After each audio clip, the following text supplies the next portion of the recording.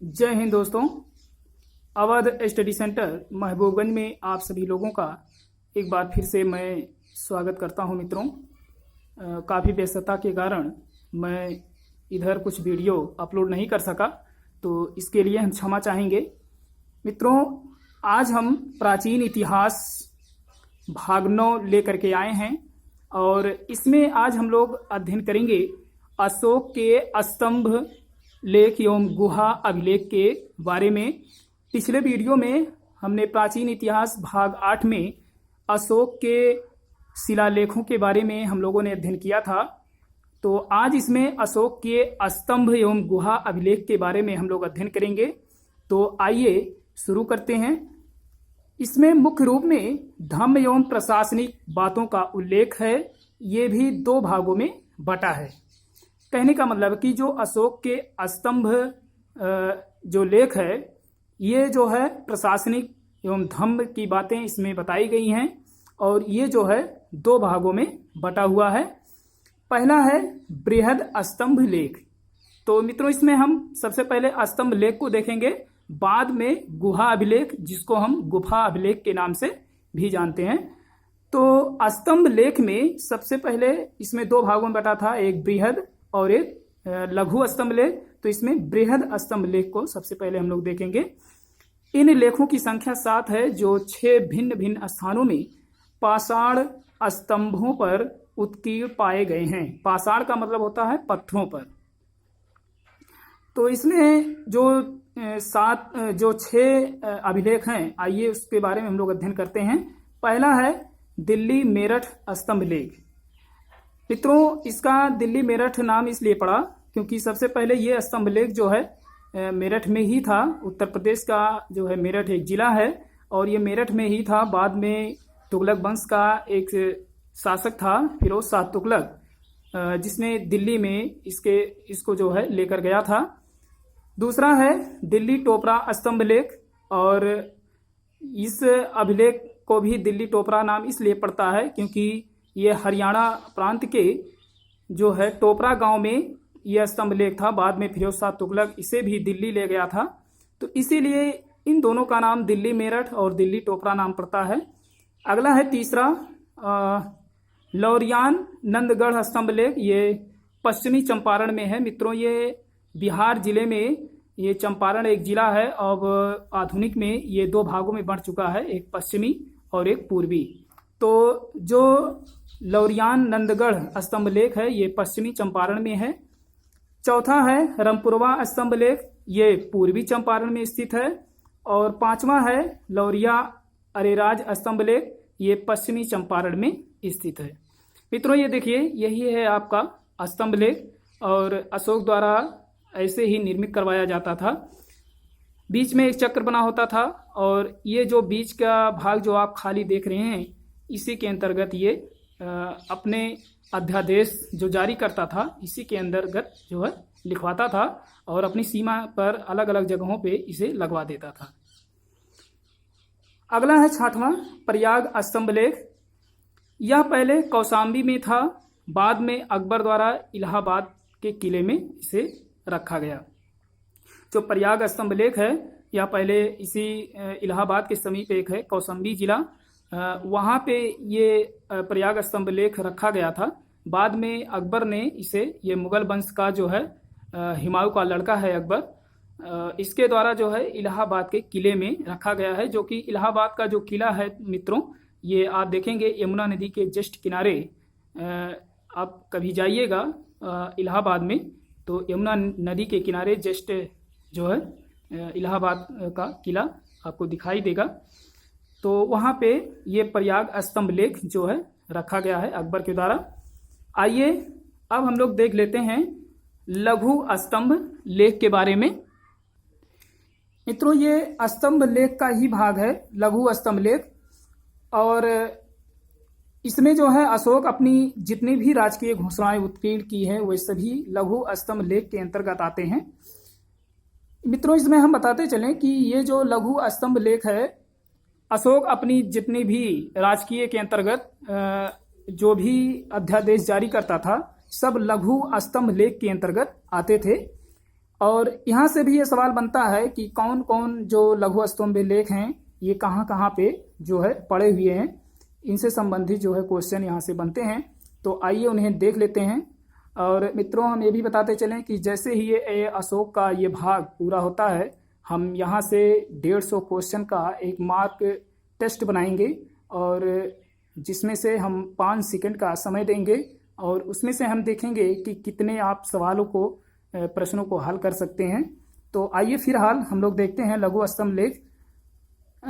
इसमें पहला है सांची लघु स्तंभ लेख, जो कि रायसेन जिला एमपी में पड़ता है, मध्य प्रदेश। दूसरा है सारनाथ लघु स्तंभ लेख, ये वाराणसी जिला उत्तर प्रदेश में है। तीसरा है कौशाम्बी लघु स्तंभ लेख, ये इलाहाबाद के समीप में स्थित है। चौथा है रुम्मनदेई लघु स्तंभ लेख, ये नेपाल के तराई भाग में स्थित है। और पांचवा है निगलीवा लघु स्तंभ लेख, ये नेपाल के ये भी तराई भाग में स्थित है। आइए कुछ नोट के रूप में हम लोग देख लेते हैं मित्रों। नोट में है सांची, सारनाथ, कौशाम्बी के लघु स्तंभ लेखों में अशोक ने अपने महामात्रों को संघ भेद रोकने का आदेश देता है। कहने का मतलब है जो लघु स्तंभ लेख हैं और उस लघु स्तंभ लेख में जो सांची का स्तंभ लेख है, सारनाथ का और कौशाम्बी का, इन तीनों में ये अशोक द्वारा ये लेख लिखवाया गया है कि स्वयं अशोक लिखता है कि अपने महामात्रों को संघ भेद, यानी कि संघ में रहने के लिए अगर कोई भेद उसमें उत्पन्न करता है तो उसे सफेद कपड़े पहनवा करके उसे जो है राज्य से निकाला कर दिया जाएगा। ये इसमें इस बात को जो है स्वयं अशोक ने लिखा है, किसमें? सांची, सारनाथ और कौशाम्बी के लघु स्तंभ लेख में। अगला पॉइंट है कौशाम्बी तथा प्रयाग के स्तंभों में अशोक की रानी कारुबाकी, इसको जरूर ध्यान दीजिएगा दोस्तों, कारुबाकी नाम जो इनकी पत्नी थी, इनका नाम आता है, द्वारा दान दिए जाने का उल्लेख है। इसे रानी का अभिलेख भी कहा जाता है। यानी कि कौशाम्बी और प्रयाग ये दो जो स्तंभ लेख हैं अशोक द्वारा जो लिखा गया है, इसमें कारुबाकी द्वारा कुछ दान दिए जाने का उल्लेख मिल रहा है। और कारुबाकी जो है ये अशोक की पत्नी है और इसे रानी का अभिलेख भी कहा जाता है। तो ये एग्जाम की दृष्टि से बहुत ही इम्पोर्टेंट है दोस्तों, क्योंकि इसे रानी का आपसे पूछ सकता है कि रानी का अभिलेख किसे कहा जाता है, तो कौशाम्बी और प्रयाग के स्तंभ को। अगला है रुम्मनदेई से अशोक के धर्म यात्रा जाने का उल्लेख मिलता है। तो जो रुम्मनदेई आपका जो नेपाल की तराई भाग में स्थित है, इस अभिलेख से ये पता चलता है कि अशोक ने जब 261 ईसा पूर्व में कलिंग पे विजय प्राप्त की थी तो उसमें काफ़ी ज़्यादा जो है नरसंहार हो गया था। तो उसी से द्रवित होकर के उसने धम्म यात्रा शुरू किया था। तो यही चीज़ इसमें लिखा है कि इसी रुम्मनदेई के अभिलेख से पता चलता है कि अशोक धर्म यात्रा जाने का उल्लेख जो है उसमें दिया गया है। आइए अब देख लेते हैं गुहा अभिलेख, जिसे हम लोग गुफा अभिलेख के नाम से भी जानते हैं, जो कि दक्षिणी बिहार के गया जिले में जो है स्थित है और काफ़ी ये इम्पॉर्टेंट भी है दोस्तों। हाँ, ये दक्षिणी बिहार के गया जिले में है गुहा अभिलेख। गुहा अभिलेख होता क्या है कि ये गुफाओं के अंदर दीवारों पर जो है अशोक स्वयं लिखवाता था, कोई भी अध्यादेश जारी करना होता था तो ये गुफा के अंदर भी जो है लिखवा करके सीमा के कुछ तटवर्ती क्षेत्रों में लगवा देता था, अनेक अनेक गुफाओं के अंदर। तो वही चीज़ है। तो इसमें दिया गया है जो भी इसमें क्वेश्चन के अंतर्गत आने वाले हैं। अशोक ने बिहार के बराबर की पहाड़ी, जो आधुनिक नाम अब इसका खलबित पर्वत हो गया है, इसी बराबर की पहाड़ी को जो है खलबित पर्वत के नाम से जानते हैं, में अपने राज्याभिषेक के 12वें और 19वें वर्ष क्रमशः, यानी कि अपने जो राज्याभिषेक जब इसका हुआ उसके 12वें वर्ष और 19वें वर्ष क्रमशः 2 गुफा, पहला है सुदामा गुफा और दूसरा है कर्ण चौपार गुफा, ये दोनों गुफा जो है आजीवक संप्रदाय को दान में दे दिया था। मित्रों, आजीवक संप्रदाय ये शैव धर्म से जुड़ा हुआ है एक संप्रदाय है जो कि ईश्वर को नहीं मानते हैं। ये नास्तिक में होते हैं, यानी कि प्रकृतिवादी होते हैं। और इसके संस्थापक जो हैं, हमने बौद्ध धर्म को पढ़ाया है, आप प्लेलिस्ट में जा कर के देख सकते हैं। और इसके जो संस्थापक हैं दोस्तों मक्खली पुत्र गोसाल हैं। और इसी संप्रदाय को जो है अशोक ने भी इसको ग्रहण किया था। तो ये सुदामा गुफा और कड़ चौपाल गुफा, ये दोनों गुफा जो है आजीवक संप्रदाय को जो है दान में दे देता है अशोक। अगला है, ये सभी अभिलेख प्राकृत यानी कि इसी को पाली भाषा भी कहते हैं, प्राकृत या पाली भाषा में तथा ब्राह्मी लिपि में लिखे गए हैं।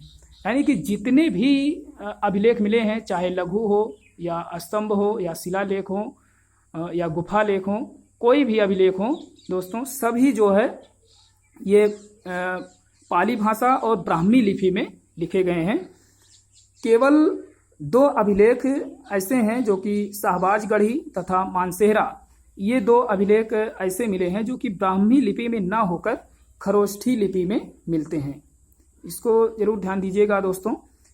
देखिए, सारे जो लिपियां हैं ये राइट से जो है लेफ्ट की तरफ चलते हैं, लेकिन जो खरोष्ठी लिपि होती है ये जो है लाइट से जो है राइट की तरफ चलते हैं।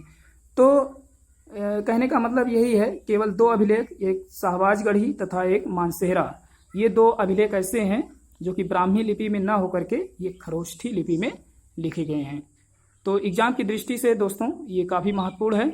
आइए कुछ और तथ्य हैं उसे भी हम लोग जान लेते हैं। नोट के रूप में है, उपर्युक्त लेखों के अतिरिक्त अभिलेख, यानी कि जो हम लोगों ने जो ऊपर सारे तथ्य जो हम लोगों ने अध्ययन किया, इस लेखों के अतिरिक्त भी ये अभिलेख कुछ मिले हैं। जैसे आपका है भग्न अभिलेख, ये तक्षशिला में अरामाइक लिपि में लिखा गया है। तो ये अरामाइक लिपि भी एक लिपि है जो कि ये ईरानी एक लिपि है और ये तक्षशिला में है, भग्न अभिलेख। अगला है कांधार के पास शेरकुना नामक स्थान, शेरकुना, इसको ध्यान दीजिएगा क्योंकि ये काफ़ी बार पूछा भी गया है। शेरकुना नामक स्थान से यूनानी तथा अरामाई दोनों लिपियों में लिखा गया है, अतः यह द्विभाषीय अभिलेख है। तो आपसे पूछ सकता है कि द्विभाषीय अभिलेख जो है कहाँ पे मिलता है, तो कांधार के पास शेरकुना नामक स्थान से जो है मिलता है। आइए देख लेते हैं कि अशोक का सारनाथ स्थित स्तंभ शीर्ष के बारे में, क्योंकि कभी कभी एग्जाम में यहाँ से भी क्वेश्चन कर लिए जाते हैं मित्रों। स्तंभ शीर्षों में सारनाथ के स्तंभ का सिंह शीर्ष सर्वोत्कृष्ट है। इसके फलक पर 4 सजीव सिंह पीठ से पीठ सटाए हुए तथा चारों दिशाओं की ओर मुंह करके जो है दृढ़ता पूर्वक बैठे हुए हैं। ये चक्रवर्ती सम्राट अशोक की शक्ति के प्रतीक हैं। इनसे चारों दिशाओं में उसके राज्य तथा धर्म के प्रचार की सूचना मिलती है, अथवा इन्हें शाक्य यानी कि मुनि सिंह बुद्ध की शक्ति का प्रतीक माना जाता है, ऐसा इसमें बताया गया है। मित्रों, इसमें जो मुख्यतः जो चीजें हैं जो प्रश्न के संबंधित जो पूछे जाते हैं, आइए उन्हें हम लोग देख लेते हैं। इनमें मूलतः 32 तीलियां थी, वर्तमान में 24 तीलियां हैं जो प्रगति के मार्ग को दर्शाती हैं, यानी 24 घंटे प्रगति के मार्ग का अनुसरण करती हैं। तो इनमें मूलतः पहले जो है 32 तीलियां थी। तो आपसे पूछा भी जा सकता है कि अशोक के सारनाथ स्थित स्तंभ शीर्ष में मूलतः कितनी तीलियां थीं। तो मूलतः जो थी ये 32 तीलियां थी, लेकिन वर्तमान में 24 तीलियां हैं, और जो कि तिरंगे झंडे में भी देखने को मिलता है, और ये प्रगति के मार्ग को दर्शाती हैं। अगला है, इनमें 4 पशु दिखाए गए हैं, गज यानी हाथी, अश्व यानी घोड़े, बैल आप लोग जान ही रहे होंगे, सिंह यानी शेर, और जो चलती हुई अवस्था में दिखाया गया है। इन्हें चलती हुई अवस्था में जो है दिखाया गया है इन पशुओं को। तो इसमें से पूछ भी सकता है कि कौन इसमें से हैं या कौन इसमें से जो है जानवर नहीं लिए गए हैं। तो ये 4 जो है जानवर हैं, गज है, हाथी, अश्व, घोड़े, बैल और सिंह यानी कि शेर। अगला है, 15 अगस्त 1947 को भारत स्वतंत्र हुआ, तो इस स्तंभ शीर्ष को राष्ट्रीय प्रतीक अशोक स्तंभ के नाम से स्वीकार किया गया। यानी कि 15 अगस्त सन 1947 को जब हमारा देश आज़ाद हो गया, तो इस स्तंभ शीर्ष को उसी दिन जो है राष्ट्रीय प्रतीक के रूप में अशोक स्तंभ के नाम से इसे स्वीकार किया गया था। तो मित्रों, ये था जो है अशोक से संबंधित स्तंभ लेख एवं शिलालेख। तो मित्रों, ये वीडियो आप लोगों को कैसा लगा कमेंट बॉक्स में अवश्य बताएं और अपने मित्रों को भी शेयर करें। ताकि अधिक से अधिक लोगों को ये लाभ पहुंच सके। मित्रों, हम इसमें एक बार फिर से बताते चलें कि जैसे ही अशोक के बारे में जो भी जानकारियां हैं, जो भी तथ्य हैं, ये पूरा होता है, आगे हम जो है इसका 150 क्वेश्चन का एक मार्क टेस्ट बनाएंगे और जिसमें से हम आपको 5 सेकेंड का समय देंगे और इसमें ये देखा जाएगा कि कौन कितना जो है मार्क टेस्ट में कितना जो है नंबर लाता है, और कमेंट बॉक्स में उसे भी बताना मत भूलिएगा। तो मित्रों, तब तक के लिए हमें अनुमति दीजिए। अगले वीडियो में एक नए तथ्य, एक नई जानकारी के साथ पुनः उपस्थित होंगे। बहुत बहुत धन्यवाद।